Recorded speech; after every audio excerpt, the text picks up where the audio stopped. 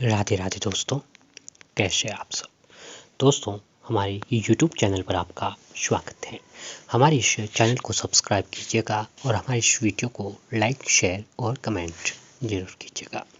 दोस्तों, आज के इस वीडियो में हम बात करने वाले हैं अमावस्या तिथि के बारे में। जी हाँ दोस्तों, अमावस्या तिथि।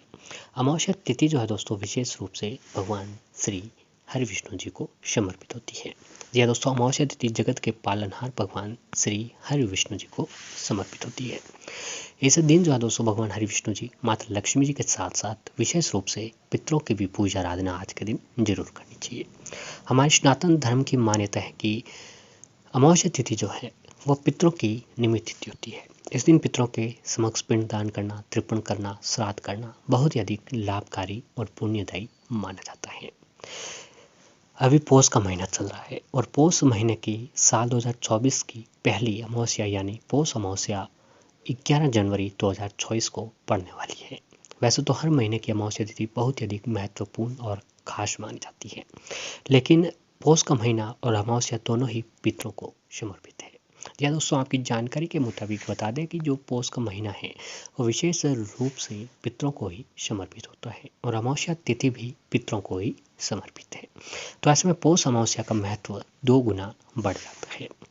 मान्यता है कि पौष अमावस्या पर कुछ विशेष कार्य करने से पितरों को यमलोक की यातनाओं से मुक्ति मिलती है और वहीं स्वर्ग को प्राप्ति होती है। साथ ही पितृ दोष से मुक्ति मिलती है और पितरों की आत्मा को शांति प्राप्ति होती है।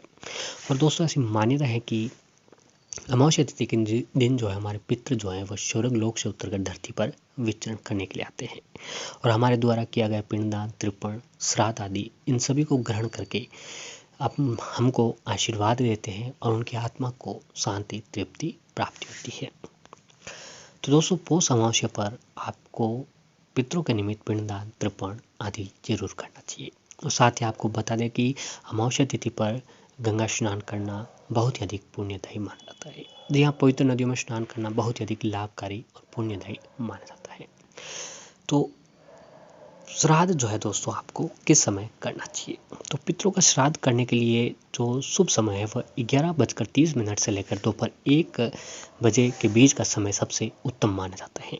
मान्यता है कि अमावस्या पर दोपहर के समय पितर अपने वंशज के बीच आकर उनसे जल अन्न की प्राप्ति की उम्मीद रखते हैं। तो ऐसे में इस समय किया गया श्राद्ध 7 पीढ़ियों के पूर्वजों को तृप्त करता है, पूर्वज मोक्ष को प्राप्ति करते हैं। पितृदोष से मुक्ति पाने के लिए जो है दोस्तों, आज के दिन कुछ चीज़ों का भी आपको दान जरूर करना चाहिए। तो शुभ पात्र में दिया गया दान व्यक्ति को यश, सफलता और सौभाग्य के साथ अमोघ फल प्रदान करता है। पितृदोष से मुक्ति पाने के लिए पौष अमावस्या पर अन्न, चावल, दूध, घी, कंबल, धन आदि का दान करें।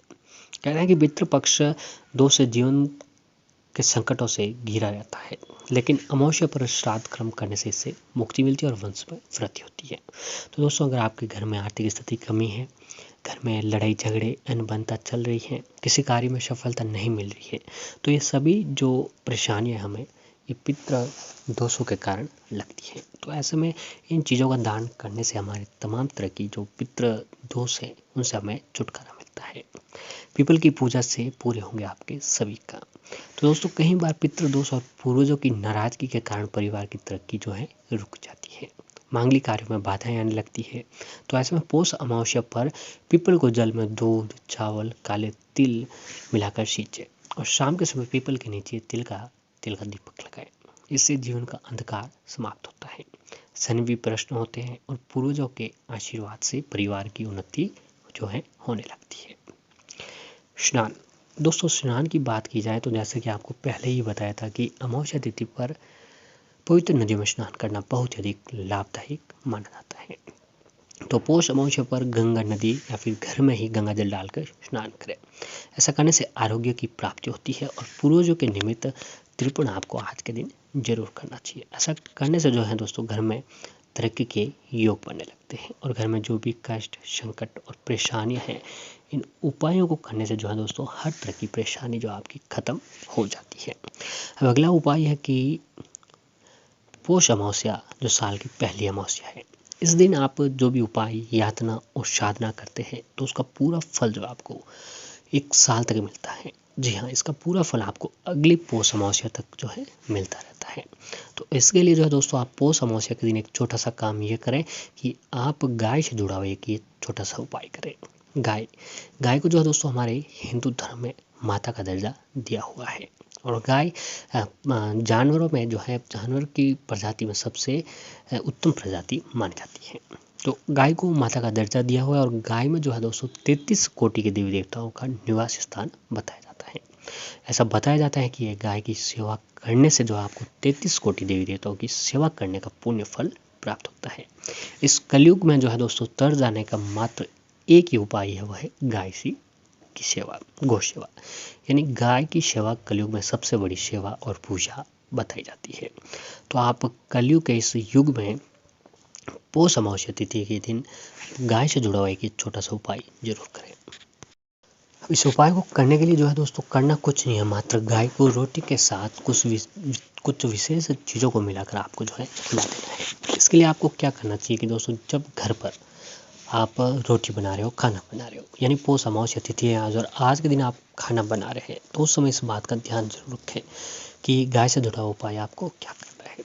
तो घर पर जब आप सबसे पहली रोटी बनाते हो, जी हाँ, घर की जो सबसे पहली रोटी बनती है, वो पहला भोग जो है दोस्तों अग्नि भोग होता है। घर का पहला भोग, घर की जो पहली रोटी बनती है, वो हमेशा आपको अग्नि भोग देनी चाहिए।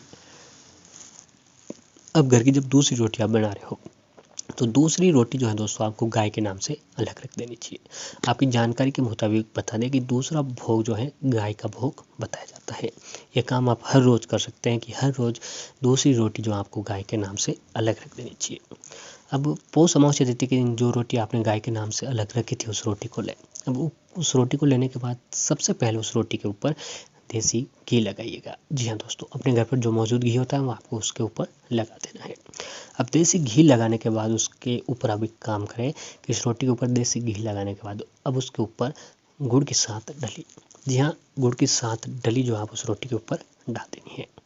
अब गुड़ की 7 डली उस रोटी के ऊपर डाल देने के बाद 7 चुटकी जो हल्दी होती है, 7 चुटकी हल्दी उस रोटी के ऊपर आप डाल दें। अब हल्दी और गुड़ डाल देने के बाद आप एक काम करें कि उसे गोलाकार बना दीजिए और अपने घर से बाहर लेकर जाए। जो रोटी है, गुड़ वगैरह डाला था, उसे आपको ले जाकर बाहर आना है।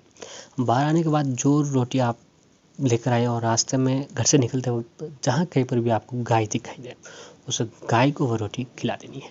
और गाय को रोटी खिलाते हुए आपको भगवान विष्णु जी के महामंत्र ओम नमो भगवते वासुदेवाय नमो मंत्र का जाप करना है। इस मंत्र का जाप करते हुए रोटी आपको गाय को खिला दीजिए।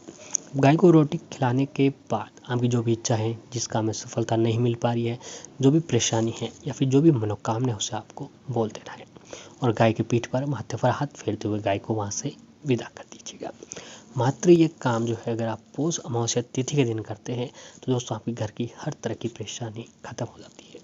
घर में तरक्की के योग बनते हैं, घर में दिन दुनी और रात चौगुनी आपको तरक्की देखने को मिलती है।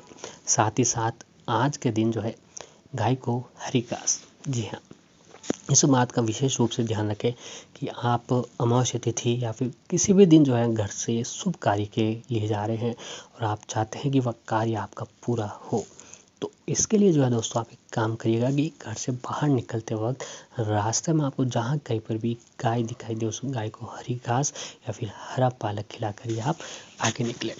इस काम को करते हुए जो है दोस्तों, अगर आप बाहर जाते हैं, तो जिस काम के लिए आप चाह रहे हैं, उस काम में आपको सफलता जरूर प्राप्त होगी। जी हाँ, इस बात का विशेष रूप से ध्यान दें कि जिस काम के लिए आप गए हैं, उस काम को पूरा करना चाहते हैं, तो आप गाय को हरी घास और हरा पालक खिलाकर जरूर निकलें। ऐसा करने से घर में दिन दूनी और रात चौगुनी आपको तरक्की देखने को मिलती है। और साथ ही साथ दोस्तों,